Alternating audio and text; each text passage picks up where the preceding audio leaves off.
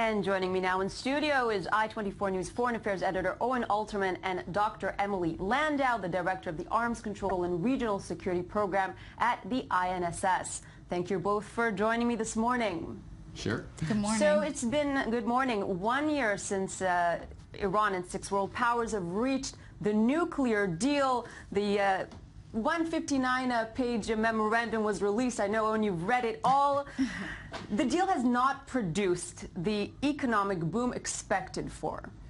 That's the question, and it's a bit of an open question, Michal. On the one hand, up through March of 2016, economic growth in Iran was quite slow, 0.9%, and there was a lot of disappointment.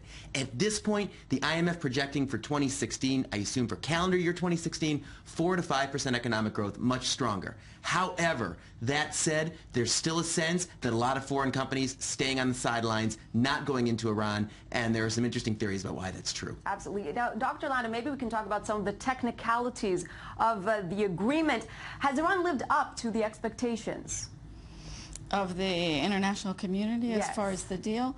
Look, I think any assessment of Iran's compliance with the JCPOA has to be conducted in context, and the context here is critical.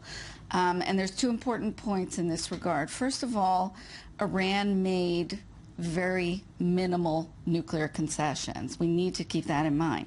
The concessions that Iran made did not undermine its breakout capability, which was what was uppermost in the Iranian negotiators' minds, keeping that breakout capability. Second of all, Iran knew that the formula was concessions for sanctions relief. So they went into the negotiations with the formula, they want minimal nuclear concessions in order to get maximum sanctions relief. And they realized that the international community was not going to give them that sanction relief unless there were some nuclear concessions. But they were, from the start, minimal. In addition, Iran has not upheld everything, to the letter. First of all, it has produced heavy water in excess of the limits of the nuclear deal, and curiously enough, the Obama administration has agreed to purchase 32 tons of the heavy water that Iran has produced in excess. In other words, not only has Iran not upheld the deal, but the United States is buying the excess heavy water. Looking at the United States, and maybe, Owen, you can answer this next question. You wrote an article about Article 36, saying basically the deal itself includes an article saying that it can be null and void based on this clause within 36 days, if I'm not mistaken, 35 days. So speaking about the U.S. stance, the next administration, whomever it may be, could easily exit the deal without even having to lobby for it heavily. Well, first of all, I want to say that at the time I wrote that piece, I was actually working with Emily at the Institute for National Security Studies. Right. It's great to be here in studio together. I don't know about celebrating the one-year anniversary, but at least marking it. Look, Michal, you're absolutely right. This deal was viewed as something that was binding on the United States for 10 years, for 15 years, and in some parts of the deal for eternity. The reality is a little bit different. There's an escape hatch. There's an escape clause. There's an exit ramp from this deal. Now, it's true the United States will have to point to an Iranian violation, but as long as it can credibly do that, a new president, January 21st, 2017, can take that route, can leave the deal, and can do it under cover of law, doesn't need Congress, doesn't need to renegotiate, and it is a very, very important point. Now, that doesn't mean that the president is going to want to do it.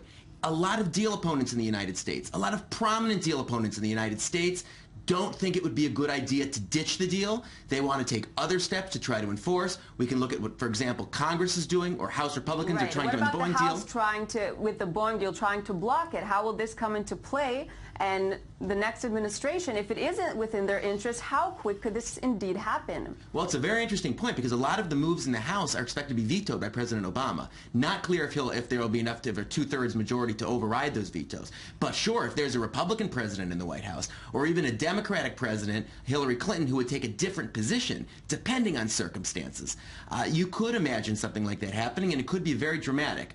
That said, again, I would say that especially if Hillary Clinton is in office, I doubt that that would happen. But if Donald Trump, you never know. And that is true. It is something that could change, and we could see this change in the margins, even if the deal isn't ditched in its entirety. Indeed. Now, Dr. Landau, you mentioned the clock still ticking because they made the limited concessions and wanted the maximum uplifting of sanctions. Is this the right way to look at it? Well, I think the way to look at the deal is, yes, Iran has kept its breakout capability. The success, if we can call it that, of this deal will hinge critically on whether the P5+1 hold Iran to its commitments. In other words, everything hinges on the political will of the P5+1, specifically of the United States. And unfortunately, what we've seen over the past year is the exact opposite. We see the United States projecting that the last thing they want to happen is for something to undermine this deal. And this has translated into tremendous leverage for the Iranians. All they need to do is hint that they might leave the deal. I mean, Owen addressed whether the U.S. could right. And its implementation hasn't been done. So this clause, the same clause, can be used by Iran. Exactly. Although it would take a little bit longer to fully implement, but either side could exit the deal at any point that they would choose. But Iran keeps threatening that they will do it. We just heard Rouhani on the anniversary of the deal saying, you know, Iran can leave, Iran can go back to what it was doing. And hardliners continue to expand the anti-America. Owen, Tamar did mention the human rights abuses that have actually become worse, and I know that you mentioned that some of the sanctions in this relation have actually never been lifted. Right. So where does this stand? Well, sure. The nuclear deal only lifted only lifted nuclear sanctions, non-nuclear sanctions, at least American non-nuclear sanctions. So Tamar did mention it's not that present in day-to-day life unless you're a political activist, in which case you're in greater danger, or if your hijab, the hijab has to be tighter in most places. It doesn't completely work, and it isn't seen, at least from a visual standpoint, as any change. Tamar, I want to thank you at this point for weighing in. And Owen, Tamar did mention the human rights abuses that have actually become worse, and I know that you mentioned that some of the sanctions in this relation have actually never been lifted. Right. So where does this stand? Well, sure. The nuclear deal only lifted only lifted nuclear sanctions, non-nuclear sanctions, at least American non-nuclear sanctions. Certainly American non-nuclear sanctions against U.S. persons and U.S. companies stayed on the books and haven't moved. That was never part of the U.S. obligation under the deal. Now, what we're hearing from the Iranian government, and our guest just alluded to this, is they're saying, well, hold on. The spirit of the deal was reconciliation. We're not getting the full economic fruits. We need to see more relief. Maybe it wasn't in the four corners of the deal document, but we need to see you do more. And Emily referred to some of those steps. We need to see you trying to encourage people to come in and encourage companies to come in and encourage banks to come in and invest in Iran, but not part of the deal itself. And yet a lot of European investors, a lot of American investors are actually scared of the certain sanctions that could be on individual persons,